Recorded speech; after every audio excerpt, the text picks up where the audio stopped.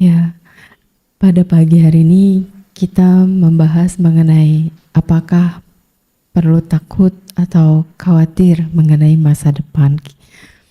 Nah, sebelum ke arah sana, kita lihat dulu di masa kini. Karena semua masa depan itu ditentukan oleh saat ini. Kehidupan selanjutnya pun ditentukan di kehidupan sekarang. Jadi bagaimana kita menjalani kehidupan ini di masa sekarang. Jadi kita lihat kalau di saat ini kita banyak berpikir buruk, berucap buruk, bertingkah laku yang buruk, sudah pasti masa depan kita tidak sebaik apa yang kita inginkan. Tetapi kalau kita melatih pikiran kita, karena ini adalah kunci utama untuk semuanya, baik itu ucapan maupun tingkah laku kita. Mungkin kebanyakan orang udah banyak mendengar, ya udah tahu pikiran, ucapan, perbuatan.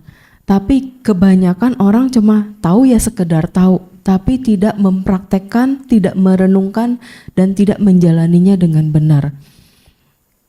Jadi kalau kita berusaha untuk berpikir yang baik, selalu sadarin, oh saat ini saya harus berpikir baik. Jadi ucapan saya pun harus baik.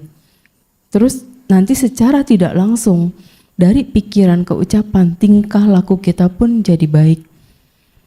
Jadi kita praktekin di kehidupan sehari-hari. Kalau kita bisa berpikir baik, berucap baik, berbuat baik, terus masih merasa orang masih jahat sama kita, masih banyak karma buruk yang berbuah di dalam diri kita, itu semua kita sadarin. Karena apa? Itu bagian dari karma kita. Yang kita terima saat ini adalah buah dari karma kita. Entah dari kehidupan lalu, entah dari yang kemarin-kemarin tanpa kita sadari, kita telah berbuat, berpikir, dan berucap yang kurang baik terhadap orang sekitar kita. Jadi kita selalu sadar, di saat ini, hari ini, kita lagi berbuat baik. Kita lagi berpikir yang baik nih saat ini. Kita lagi berusaha berucap yang baik. Udah, pertahankan pikiran dan ucapan yang baik ini. Kalau bisa seharian. Dari pikiran ucapan bisa bertahan yang baik sehari aja. Itu secara tidak langsung besok akan terbawa pikirannya yang baik. Besoknya lagi terbawa lagi. Kalau kita terus berpikir, kalau saya jadi baik, ntar yang jahat sama saya keenakan, ntar si ini jadi begini-begini. Ngapain dipikirin? Biarinin aja. Orang mau pikir jahat tentang kita, mau ngucap jahat tentang kita, mau berbuat jahat tentang kita, itu karma baru yang dia akan lakukan. Tapi ketika kita bisa mendengar, oh kita lagi diomongin yang jelek, oh kita lagi mengetahui segala sesuatu yang buruk tentang kita dari orang lain, ya udah sadarin aja, oke, ini karma burukku. Pasti aku telah melakukan suatu karma yang kurang baik pada saat yang lalu. Jadi sekarang saya harus terima, sadarin, renungin.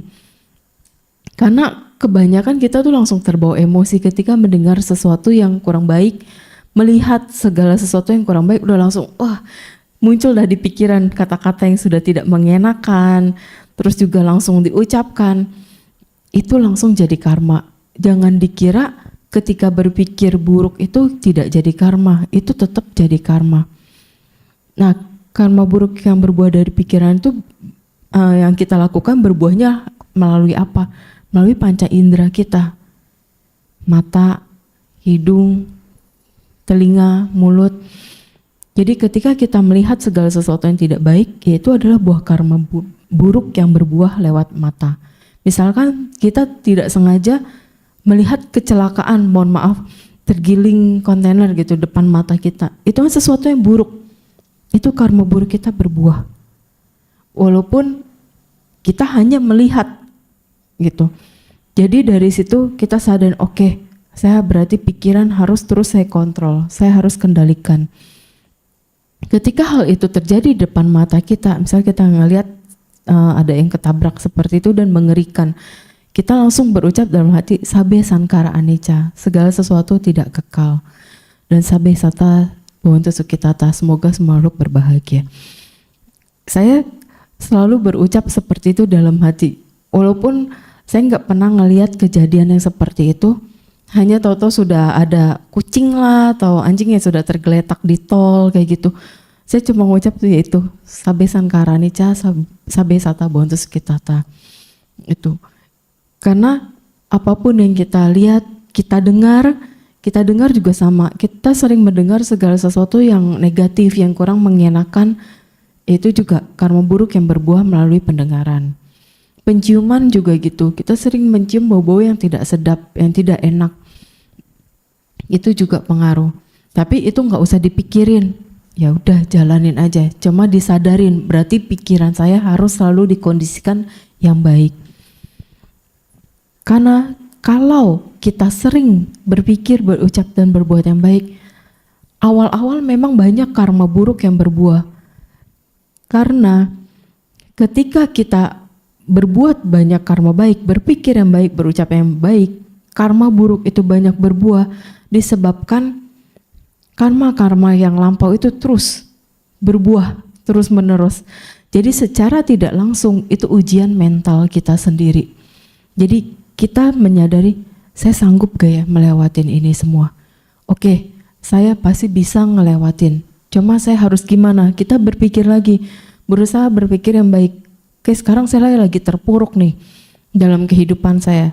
Saya harus bangkit dan berbuat baik. Nah, berbuat baiknya gimana? Nah, berbuat baik itu enggak selalu melalui dengan uang. Jadi kalau di saat kita lagi parah banget terpuruknya, kita bisa menawarkan diri kayak ke kelenteng, ke wihara, ke kegiatan organisasi-organisasi yang lain. Kita bilang, ada yang bisa kita bantu enggak?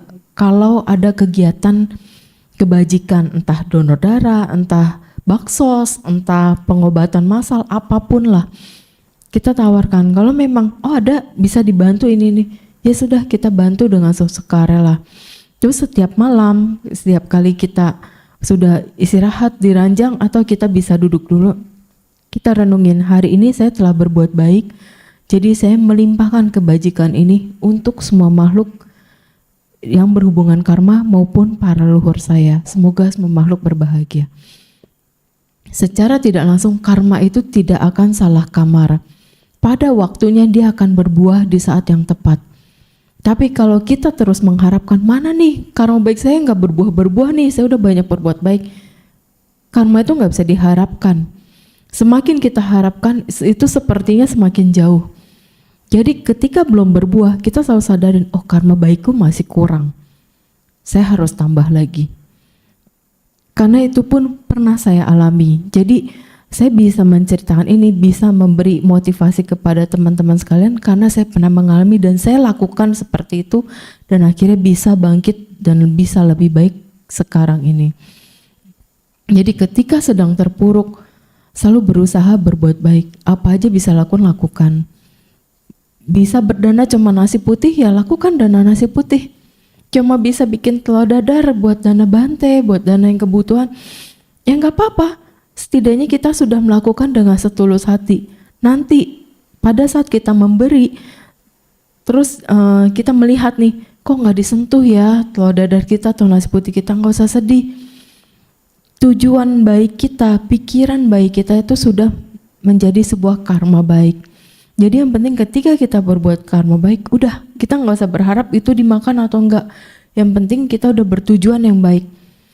Toh nanti juga ujung-ujungnya tetap dimakan kok, walaupun tidak sama Bante, tapi kan ada umat-umat yang ikut makan.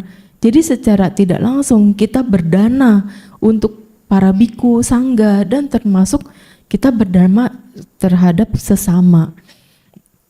Jadi kita selalu sadarin yang bisa kita lakukan. Terus juga kalau memang secara perbuatan, misalnya ada kesulitan dari kendaraan yang susah kemana-mana karena kan butuh biaya juga, ya udah berbuat baik lewat pikiran atau di sekeliling, di keluarga kita, di tetangga kita, apa yang bisa kita bantu. Jadi usahain kita yang melakukan, bukan berarti menanam kebajikan itu harus orang yang berbuat baik sama kita. Itu tidak seperti itu. Kita harus memperbaiki pikiran kita, pandangan benar kita, dan perhatian benar kita. Karena kalau pikiran kita tidak baik, gimana kita bisa mencerna perhatian yang benar? Bagaimana kita bisa mendapat pandangan yang benar kalau pikiran kita aja sering negatif? Yang ada itu hanya masuk kiri keluar kanan, atau baru mau masuk udah mental lagi. Karena dari kita sudah menolak, nggak mau dengan pandangan benar itu, merasa tidak sesuai. Kenapa? Kuncinya pikiran. Jadi kita semua balik lagi ke diri sendiri dan ke saat ini dan lingkungan yang sekarang. Kita bisa gak memperbaikinya dari saat ini? Karena tidak pernah ada kata terlambat. Kita harus selalu berubah untuk menjadi lebih baik. Tidak terpengaruh umur. Mau umur berapapun, asal ada kemauan, saya mau berubah, saya mau lebih baik, kita lakukan. Itu pasti akan menjadi lebih baik. Kita semua nggak ada kan yang mau terlahir di alam peta, di alam neraka, alam binatang, alam asura. Pasti nggak ada yang mau. Tapi kadang secara tidak langsung pikiran kita mengkondisikan kita ke alam sana. Karena apa? Kita tidak bisa mengontrol dengan baik. Selalu menganggap, ya gara-gara si ini sih begini, saya kan jadi begini. Nggak usah nyalain orang lain. Mereka bicara buruk, bisa kita dengar. Ya udah, kita sadarin, ya udahlah. Mau gimana? Itu menurut dia kok, karena kita semua punya sudut pandang yang berbeda. Ada misal satu kejadian, misalkan ada sebuah tempat kebakaran, pasti semua orang ngelihat dari sudut pandang yang berbeda. Enggak semua memiliki satu sudut pandang. Jadi cukup disadarin, oh saya melihatnya seperti ini, ya udah, ini yang saya lihat. Tapi saya harus kondisikan pikiran saya melihat sesuatu yang tidak baik itu menjadi netral. Karena sesuatu yang tidak baik, kita tidak bisa langsung putar menjadi baik kan. Ketika kita lihat sesuatu, kita berusaha netralin pikiran kita aja. Gitu, misalnya ada orang bertengkar, kita tahu yang salahnya siapa. Tapi udah kita berusaha pikiran kita netral, ya udahlah. Bukannya kita mau ikut campur, tapi kita berusaha sadarin kita nggak boleh terlalu masuk ke dalamnya. Nanti kalau kita mau melerai, kita harus bisa jadi orang yang bijaksana. Kalau kita tidak bisa jadi bijaksana, lebih baik kita diam. Gitu. Mungkin untuk saat ini segitu dulu, selebihnya kita tanya jawab ya. Karena waktunya juga kan terbatas. Untuk yang tanya jawab bisa dimulai dari sekarang. Yang mau tanya boleh nanya langsung, kalau ada yang mau lewat kertas juga boleh, terserah.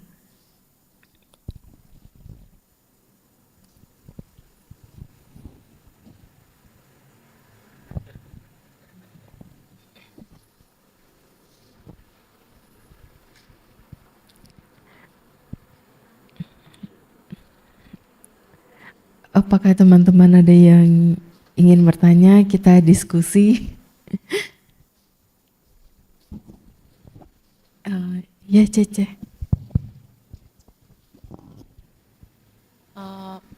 Nama budaya Meta. Iya, nama budaya.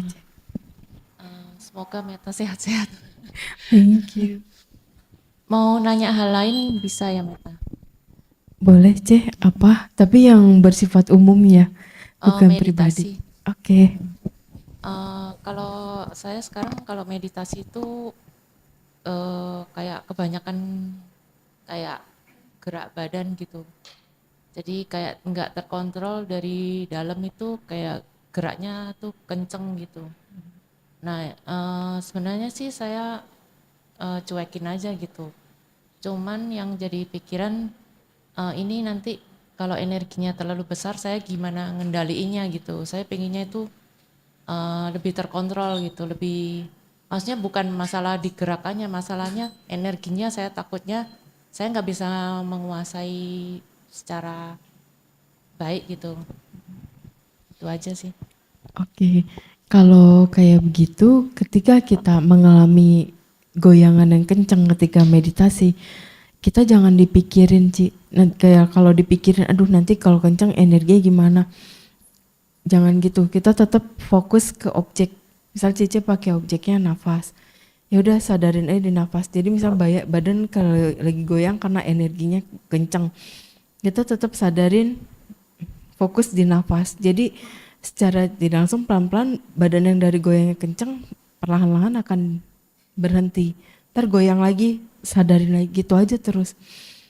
Karena itu pun dulu saya pernah alami kenceng kayak gitu, saya cuma sadarin fokus balik lagi terus ke objek. Jadi enggak dipikirin, duh nanti goyang ini gimana, enggak, saya enggak pikirin situ, tetap fokus balikin ke objek. Terus fokusin tetap balik ke objek. Sampai akhirnya itu diam sendiri. Jadi sampai detik ini enggak pernah lagi ada goyangan dari energi gitu yang kencang. Jadi karena kitanya sudah punya sati.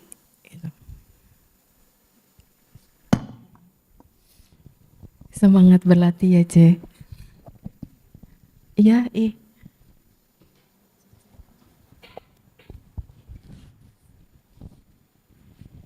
Selamat pagi Cimeta. Saya mau nanya, Pagi. di kehidupan ini kan kadang kita ketemu orang-orang yang tidak kita sukai. Misalkan ketemu pasangan atau anak yang agak susah diatur gitu kan, yang tidak sesuai dengan apa yang kita mau, walaupun kita berusaha untuk baik. Kadang gimana caranya? Contohlah pasangan, kita bertemu dengan pasangan yang tidak baik. Mungkin di kehidupan sekarang tuh kita tidak bisa mengelakkan gitu loh. Nah gimana caranya untuk di kehidupan mendatang kita tidak bertemu dengan orang tersebut? Terima kasih Ci. Oke, jadi kalau kayak begini, pertama kita sadarin dulu nih, Ce. Kita bisa bertemu dengan seseorang itu pasti ada hutang karma atau musuh karma. Tapi ketika kita bertemu dengan musuh karma sekalipun, kita cukup disadari, sudah saat ini berarti saya harus bayar karma, saya harus bisa lebih baik. Jadi Cece berusaha lakukan yang terbaik versinya Cece untuk orang-orang sekitar Cece, untuk suami, untuk anak, untuk orang-orang yang mungkin menurut Cece, aduh ini makan hati sekali kayak gitu. Lakukan yang terbaik aja. Sudah berusaha lakukan yang terbaik, jaga ucapan sama pikiran kita. Memang itu sulit, tidak semudah itu. Tapi kita berusaha, aduh nggak boleh nih. Terus setiap kali Cece habis berbuat baik, ditekadkan juga boleh. Semoga di kehidupan berikutnya saya tidak bertemu lagi dengan yang tidak sejalan dengan karma saya, karena saya sedang mengkondisikan karma-karma baik untuk kehidupan saya lebih baik. Gitu. Jadi terus ditekatin sampai nanti waktunya selesai, itu kayak ada jalannya sendiri, Cek. Entah selesai di kehidupan ini atau selesai di kehidupan berikutnya. Yang penting kita berusaha dulu. Karena kalau kita udah berusaha nih, tapi pikiran kesel banget. Karena kalau pikiran kesel terus nih, secara tidak langsung kebencian itu bertambah di dalam arus batin kita. Kalau kebencian itu terus bertambah di arus batin kita, itu bahaya. Next life, misalkan kita sudah tidak bertemu orang itu lagi, tapi ada seseorang yang menyebalkan, itu kita bisa kayak tiba-tiba ke-trigger, Ceh. Bisa ngamuk, bisa yang marahnya enggak jelas. Karena kita jadinya memendam kebencian. Itu. Jadi dari kehidupan sekarang, kondisiin, latih. Gitu terus. Semangat Cece ya, berjuang bersama-sama. Karena enggak cuma Cece doang yang latihan, kita semua juga sama. Gitu. Oke.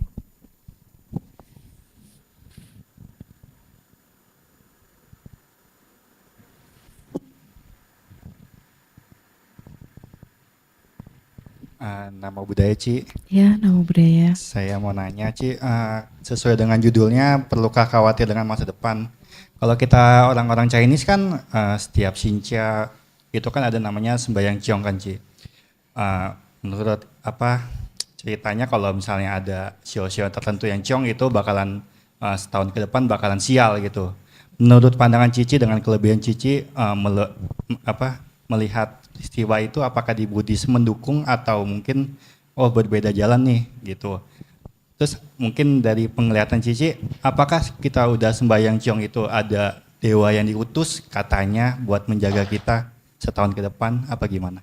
Terima kasih Ci. Iya, jadi kalau untuk saya pribadi, saya mengikuti sesuai Dhamma ya, yang ajaran Sang Buddha, dan saya juga melihat kalau yang seperti itu biasanya kadang ada sugesti juga. Karena tidak terpaut ciong atau enggak di tahun tersebut, kalau karma buruk kita saatnya berbuah, apa saja bisa terjadi. Jadi tidak perlu nunggu ciong. Jadi ya kalau saya sih mohon maaf ya, saya nggak terlalu percaya yang mengenai ciong. Jadi saya menjalani terus saja nanam karma baik yang banyak. Karena mau dibilang tahun ciong atau tidak ciong buat saya, buat sionya saya, ya apapun bisa tetap terjadi kok kayak gitu. Jadi semua balik lagi ke pola pikirnya kita. Kalau kita merasa, oh saya percaya banget sama ciong kayak gitu, gak apa-apa, jalanin aja silahkan. Karena itu hak setiap orang mau percaya atau tidak. Karena kalau saya merasa, ya saya jalanin aja, ciong gak ciong, yang penting saya berbuat karma baik, gitu. Oke, terima kasih Ci. Ya.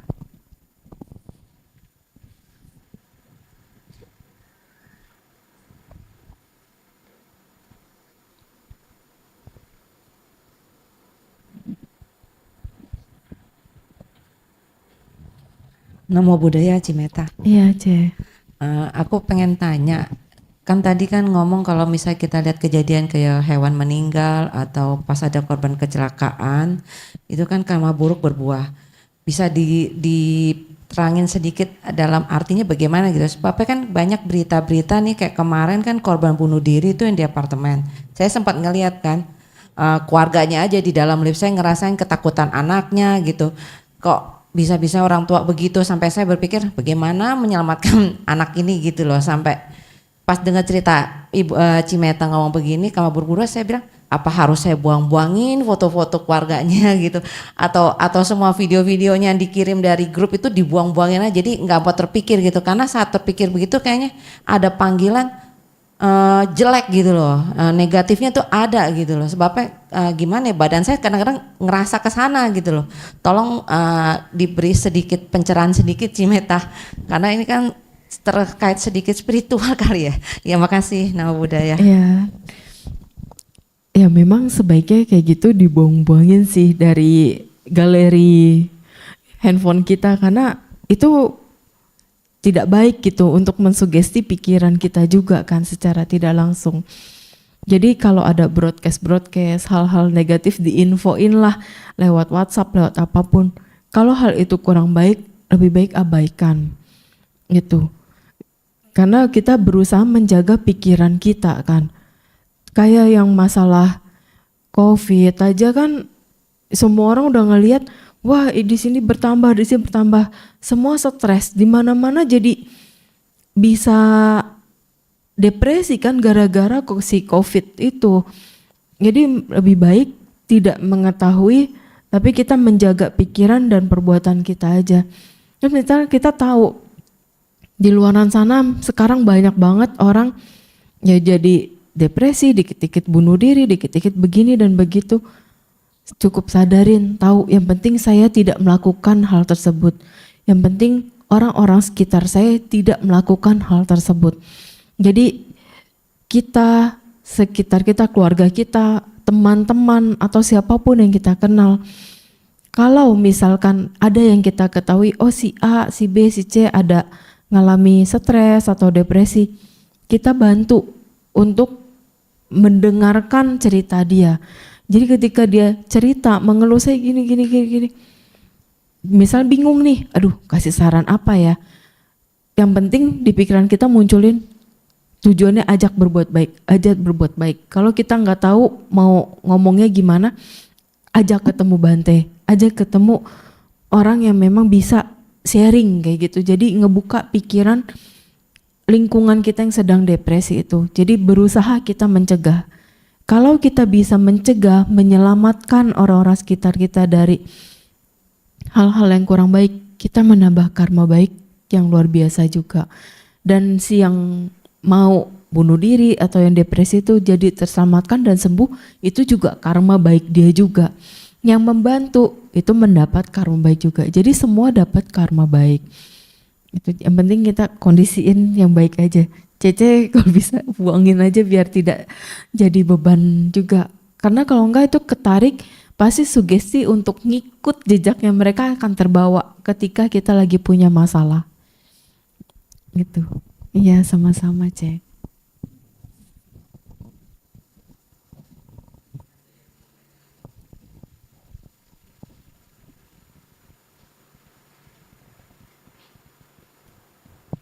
Nama budaya Cimeta.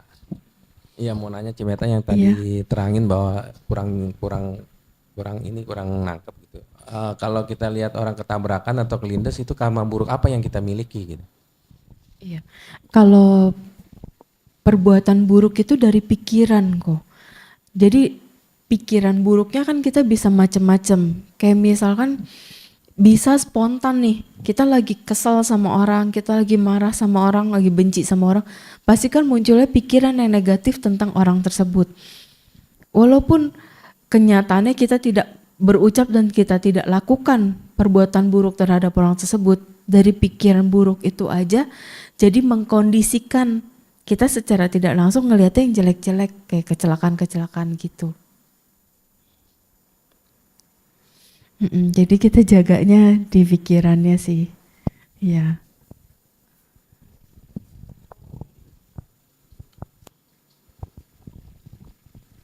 Nama budaya Cimeta. Iya, nama budaya. Saya mau nanya mengenai, kan sekarang lagi cengbeng ya, itu tradisi bakar-bakar kertas, karena keluarga juga kan selalu bilang harus bakar. Terus saya memilih untuk tidak membakar, dan dibilang kan katanya salah gitu. Sama tradisi untuk sembahyang leluhur dengan hewan, kayak persembahan hewan itu, Ci. Itu bagaimana, Ci? Kasih. Oke. Jadi kalau untuk tradisi sama agama itu tidak bisa dijadiin satu, tapi itu bisa berjalan beriringan. Ketika di Buddhis tidak ada bakar-bakaran, tapi tradisi itu ada, kita tetap lakukan untuk menghormati aja. Jadi di pikiran kita, oke, saya lakukan hanya untuk menghormati tradisi dan menghormati leluhur yang masih pada melekat dengan tradisi tersebut. Lakukan, tapi ketika yang binatang-binatang yang untuk dibunuh, kita bisa sarankannya, mohon maaf beli ayamnya yang sudah mati di pasar. Jadi hanya tinggal dicuci, disajikan. Ikan juga gitu, jangan yang kita potong sendiri gitu. Karena kita nggak bisa melarang orang tua, kita nggak bisa melarang keluarga yang ada, mereka marah-marah gitu. Jadi kalau bisa yang dikasih pengertian, yaitu diganti ke vegetarian. Tapi kalau yang tidak bisa diberi pengertian, tetap mau pakai daging-dagingan, ya sudah, kita yang penting di pikiran, saya menghormati tradisi. Saya menghormati para leluhur yang masih melekat. Terus ketika waktunya bakar uang, ya sudah, itu kan juga hanya sekedar menghormati. Bukan untuk di sananya berharap dapat uang, enggak. Karena di alam peta itu memang tidak ada apa-apa. Tidak ada pertanian, tidak ada perdagangan, tidak ada jual beli. Itu memang benar enggak ada. Gitu, karena di sana aja mereka sudah menderita. Ya, apalagi kalau alam peta yang di bawah Paradatu Pajiwika Peta itu sangat menderita. Kayak yang waktu itu ada kan hujan besar, terus kayak ada petirnya walaupun jarang. Itu makhluk peta, ada yang ketakutan. Jadi dia selalu ngumpet di antara pojokan, dia tuh benar-benar ketakutan. Ada yang seperti itu.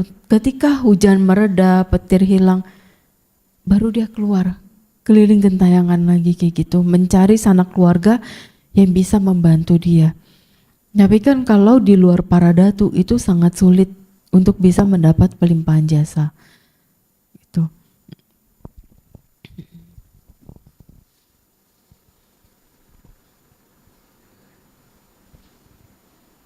Atau mau ada yang tulis di kertas, kalau nggak berani bertanya langsung, silakan.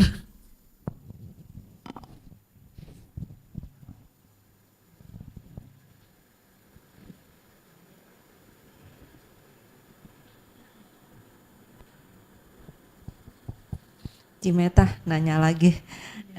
Aku ingin tanya, ini masih bahas sedikit jadi tanda tanya aku juga sih. Sebabnya gini, ada orang kan meninggal dia Kristen, tapi keluarganya kan Buddha. Karena nggak ada yang ngurus mungkin disembayangkan dengan cara Buddha gitu. Itu boleh nggak sih? Takutnya kan bentrok gitu. Kadang kan dia percayanya sama Tuhan Yesus gitu. Pasti ya ngikut Tuhan Yesus kita ritualkan Buddha kan, jadi kesannya nanti dia nyasar atau gimana gitu. Mohon petunjuknya Cimeta. Terus kedua, kalau misalnya kayak korban bunuh diri gitu ya, kita mau melimpahkan jasa mereka tuh bagaimana gitu ya, supaya istilahnya kita meringankan sedikit lah, setidaknya mereka ya yang bisa kita bantu, misalnya anaknya kan dosanya nggak terlalu berat gitu, bisa meringankan, nggak mengulangi kejadian itu terus menerus. Mungkin ya biar jadi karma orang tuanya aja gitu, tuh gimana? Mohon petunjuknya Cimeta. Ya makasih. Iya, oke, untuk yang pertanyaan pertama itu, kita sebenarnya tetap mau limpahin jasa nggak apa-apa dengan versi Buddhis. Karena apa? Di sana, di alam lain lah, di luar alam manusia itu tidak ada agama. Jadi tidak ada petak agama A, B, C, D, nggak ada. Jadi semua sama. Ketika melakukan pelimpahan jasa, kita pikirannya kita fokusin ke orang-orang yang kita kenal, misalkan mau saudara yang agamanya apapun itu tetap bisa. Itu.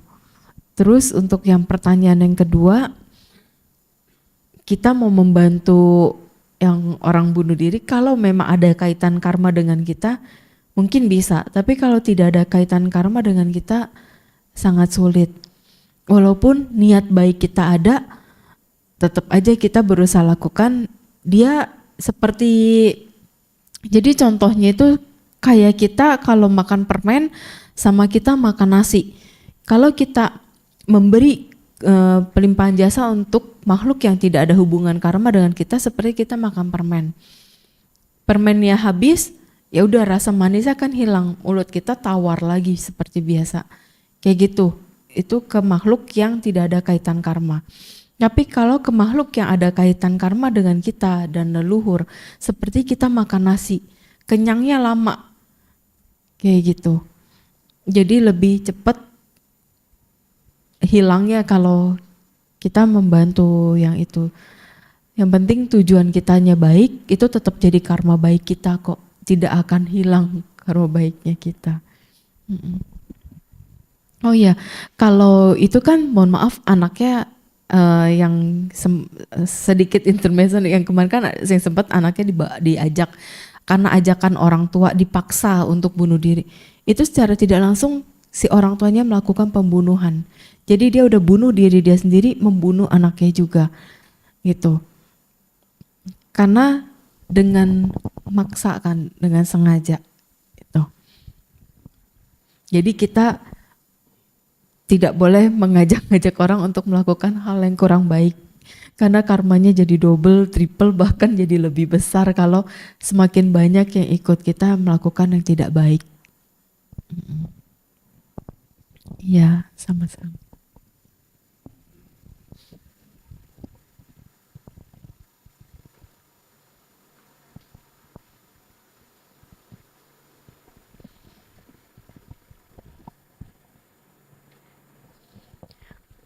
Untuk teman-teman yang terbiasa bicara kasar, bicara kotor, tolong mulai dikontrol dari sekarang.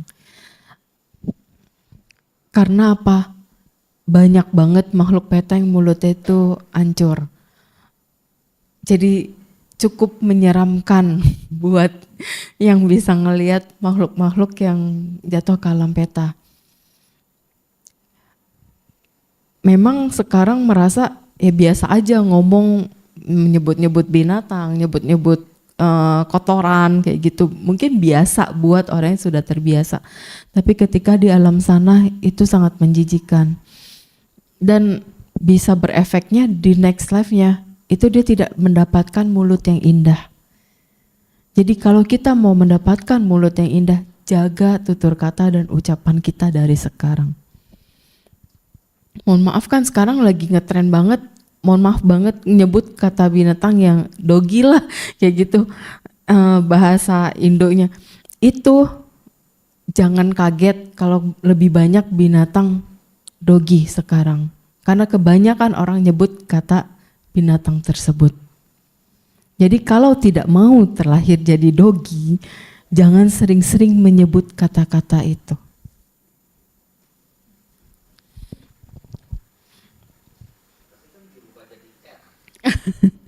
Tetap aja di pikirannya kan bukan ke arah situ. Orang suka plesetin memang sekarang. Nyebut kerak juga kadang kan suka diplesetin kayak gitu. Kadang suka ya, yang penting kita jaga lah ucapan itu ngeri.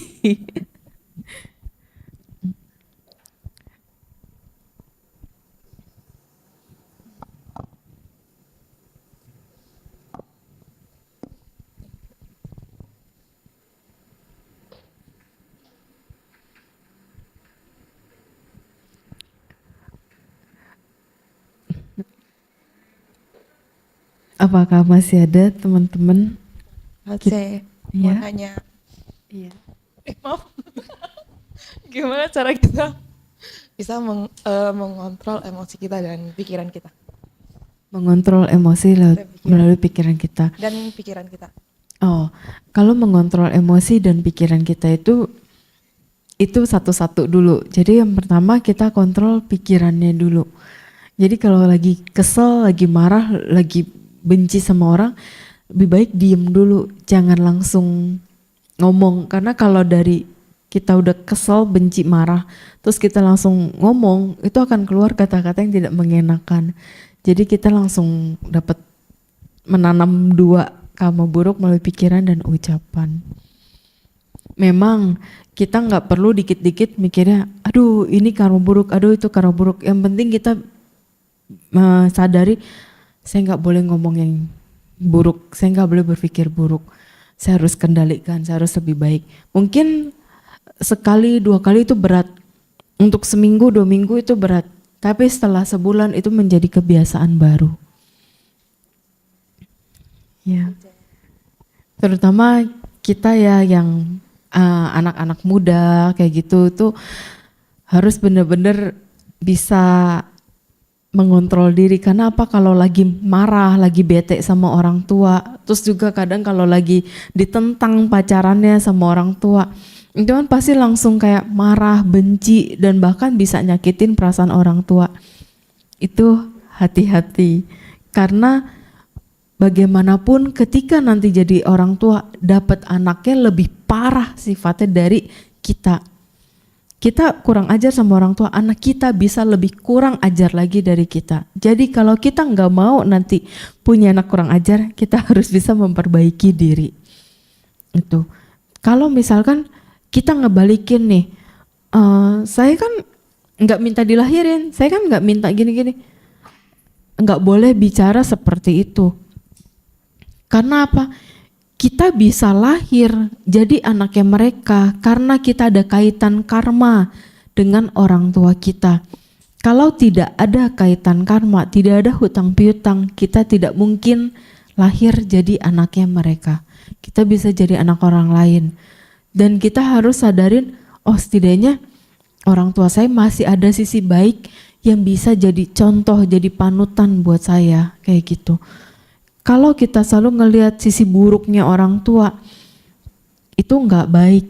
Karena apa? Kita pun punya sisi buruk yang dimana tanpa kita sadari orang sekitar kita aja tidak suka sama kita kayak gitu. Jadi kita terus balik lagi ke diri sendiri. Semua pokoknya apapun yang terjadi di sekitar kita, balikin lagi ke diri sendiri. Saya nggak boleh gitu, saya nggak boleh gitu.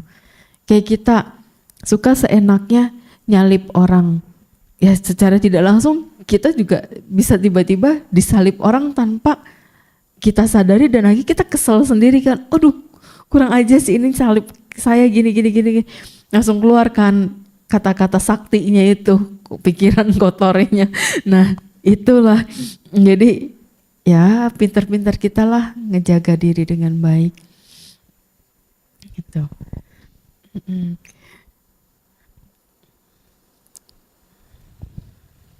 C, izin bertanya. Iya. Apabila kita sudah sadar telah melakukan perbuatan buruk baik dari pikiran, ucapan maupun perbuatan, terus kita merasa bersalah, bagaimana untuk mengatasi rasa bersalah itu, C? Iya. Terima kasih. Kalau kita ke orang tua, kalau bisa setiap kali kita ulang tahun, entah di tanggal lahir Chinese atau di tanggal lahir internasionalnya, kita cuci kaki orang tua kita. Kalau bisa setiap tahun sampai orang tua kita atau kita pindah alam. Jadi kita lakukan sebagai tanda terima kasih kita, sebagai tanda bakti kita terhadap orang tua. Karena tidak ada cara lain lagi. Kalau misalkan selalu hanya memberinya materi, kadang orang tua merasa, enggak, mama papa enggak butuh materi. Kadang orang tua itu hanya butuh perhatian dan kasih sayang seorang anak.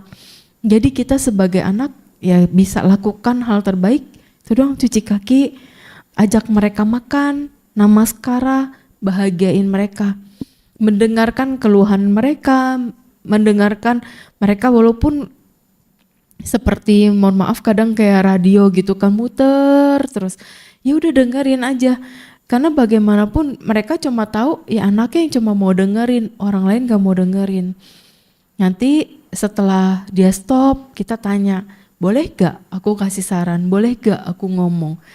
Kalau mereka bilang boleh, berarti mereka sudah siap untuk menerima masukan baru. Kalau mereka masih bilang, enggak, mama cuma mau cerita, papa cuma mau cerita, aku cuma mau cerita, ya udah. Berarti belum siap untuk menerima masukan siapapun. Dengerin aja sampai waktunya nanti, oke, boleh. Ada masukan apa, nah baru gitu. Jangankan orang tua sih, siapapun, kayak temen juga gitu kan. Kalau temen lagi kena masalah, dia udah curhat, kita nggak nanya nih, terus kita langsung kasih masukan plus. Berarti kan dia nggak siap nih menerima masukan kita. Ya dia besok-besok akan melakukan hal yang sama, mengulang lagi kayak gitu. Terus penyesalan juga kalau kita ada salah, misalnya nggak cuma ke orang tua, terhadap pacar, terhadap temen. Ya kalau kita masih bisa ketemu dan say sorry, lakukan. Tapi kalau nggak bisa, cukup dalam hati bilang, aduh saya nggak boleh mengulang kesalahan yang sama. Saya harus membuat hal yang baru dan lebih baik, kayak gitu.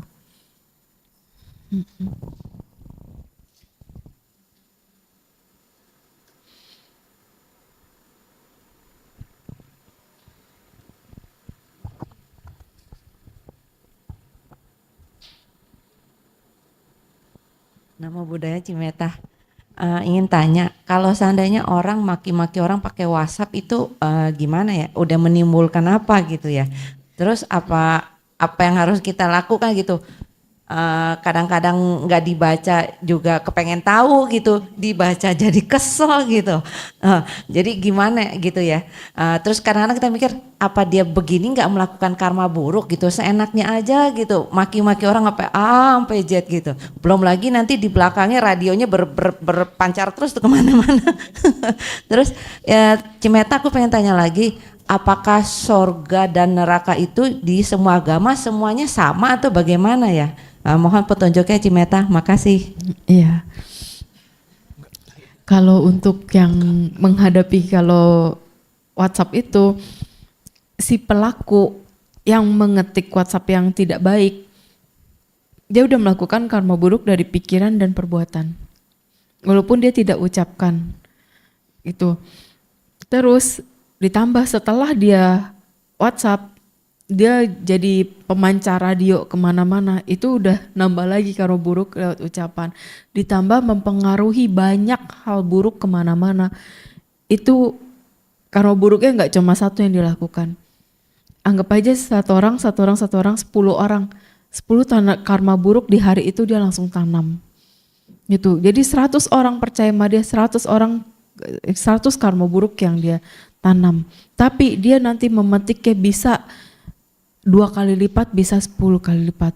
Karena kita menanam karma baik atau buruk dari pikiran, ucapan, perbuatan. Seperti kita nanam satu aja, kayak satu bibit, terus pohon mangga, pohon rambutan, pohon apapun, sekalinya berbuah itu banyak. Nah seperti itu. Kita nanamnya satu, buahnya banyak. Jadi buahnya kadang enggak cuma dari satu kehidupan. Bisa berkehidupan itu kita harus bayar. Jadi hati-hati. Makanya kadang orang ngerasa, saya nggak mau ke Buddhis lah, saya mau pindah ke tetangga gitu karena nggak ada karma. Mau percaya nggak percaya ada karma, itu tetap terjadi. Jadi mau kita nggak punya agama pun, hukum karma itu tetap terjadi karena hukum karma adalah hukum alam yang sudah tidak bisa diganggu gugat.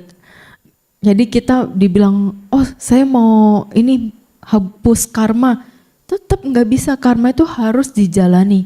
Yang dibilang ahosi karma ada karma yang tidak berbuah, itu memang ada. Tapi itu kalau sudah ada pencapaian.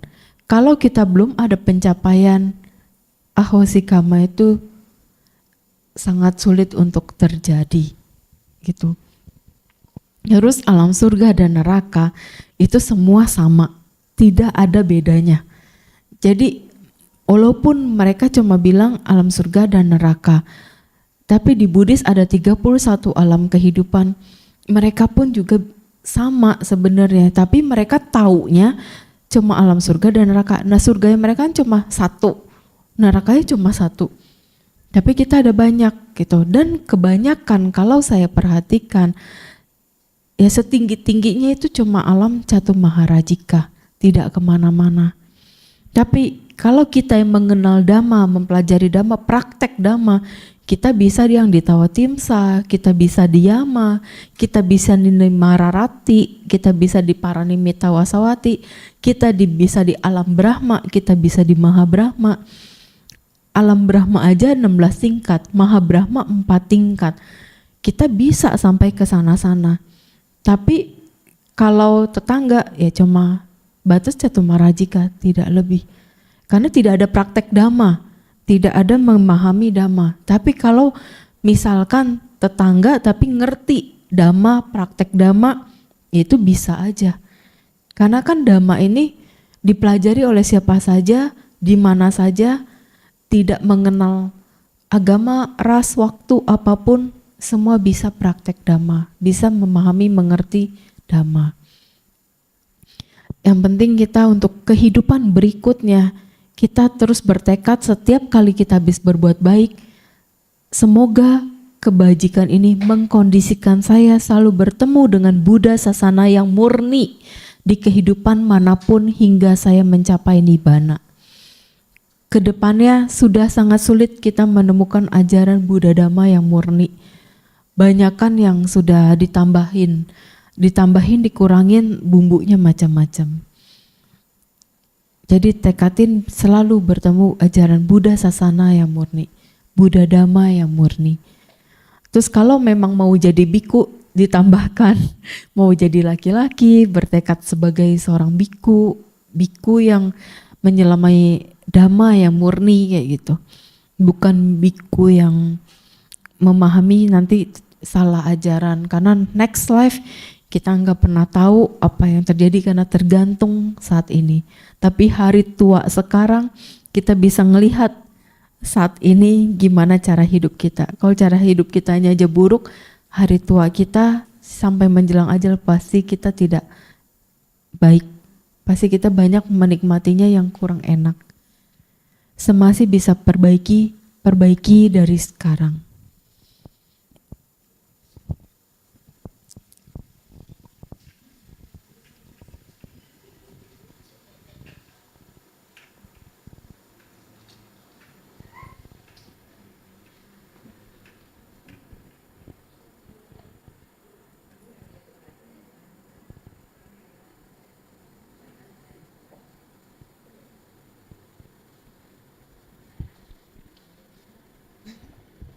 Aceh mau nanya lagi. Iya. Dari tadi kan kita bahas soal karma. Aku penasaran karma itu bisa habis gak ya? Karma tuh bisa habis gak ya? Itu nggak akan pernah habis sampai kita mencapai nibbana. Itu kayak mencapai kesucian. Terakhir misal kita udah nggak akan pernah terakhir lagi, misal arahat, ya itu baru stop. Karena orang sekalipun suci itu tetap masih menjalani buah karma buruk. Itu. Jadi sampai terakhir karmanya itu berbuah, ya sudah. Udah nggak pernah terlahir lagi kalau orang suci. Tapi kalau kita terus masih muter siklus kehidupan. Terus buat teman-teman yang memang next life-nya mau tetap cantik, mau tetap ganteng, itu selalu kondisiin kita jaga di emosi. Temperamen kita harus bisa jaga.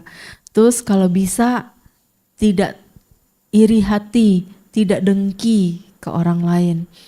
Ketika ada orang yang lebih dari kita, ya sudah kita bermudita-cita aja. Kita turut berbahagia atas keberhasilan orang tersebut, atas kehebatan orang tersebut, kecantikan dan sebagainya.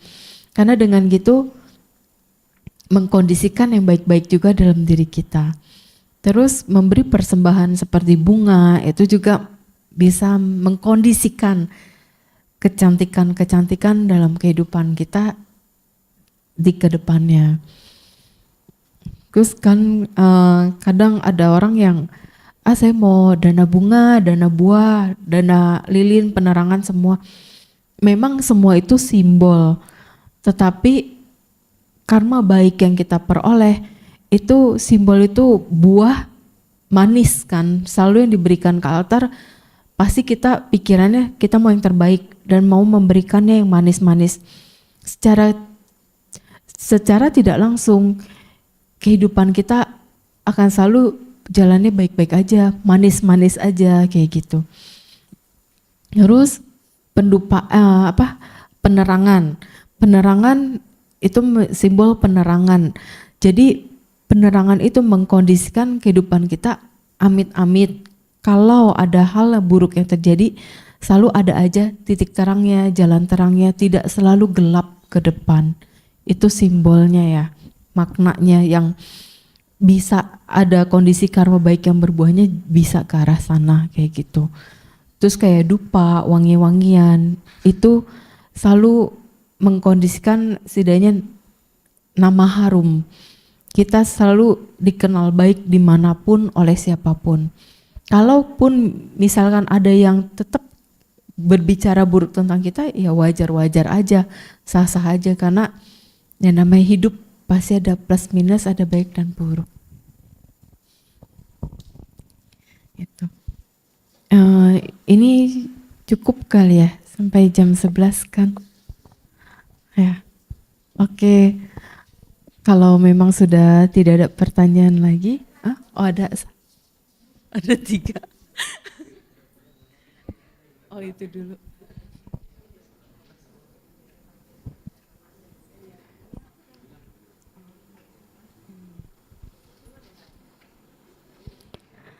Selamat siang Cimeta, maaf izin bertanya di luar topik. Saya mau bertanya, saat Magga Puja, Sang Buddha membabarkan Ovada Patimokkha kepada arahat. Sedangkan seorang arahat kan tidak ada lagi niat untuk berbuat jahat. Jadi untuk apa Sang Buddha membabarkan Ovada Patimokkha kepada arahat? Nah sebenarnya itu untuk memberikan pemahaman kepada para biku itu, karena kan yang mendengarkan enggak cuma para arahat. Karena Sang Buddha membabarkan itu banyak yang mendengarkan, dari makhluk surgawi pun ikut mendengarkan. Bahkan para Brahma ikut mendengarkan khotbah tersebut. Nah itu tetap bisa terus sampai hingga saat ini karena para arahat tersebut kan bisa menuliskan semua khotbah Sang Buddha itu di atas daun lontar. Nah dari penerusnya akhirnya bisa sampai sekarang dibikin buku gitu.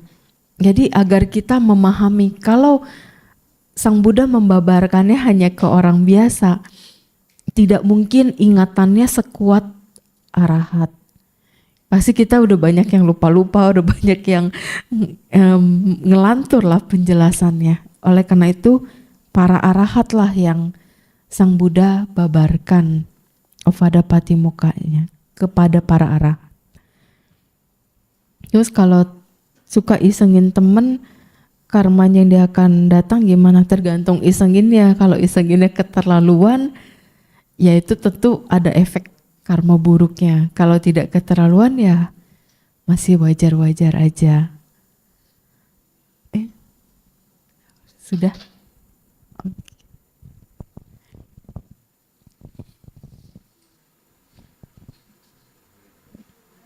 Oke, karena waktunya sudah habis, saya mohon maaf apabila ada kata-kata saya yang salah, ada kata-kata yang tidak berkenan, saya minta maaf. Terima kasih. Sotihotu Namo Buddhaya.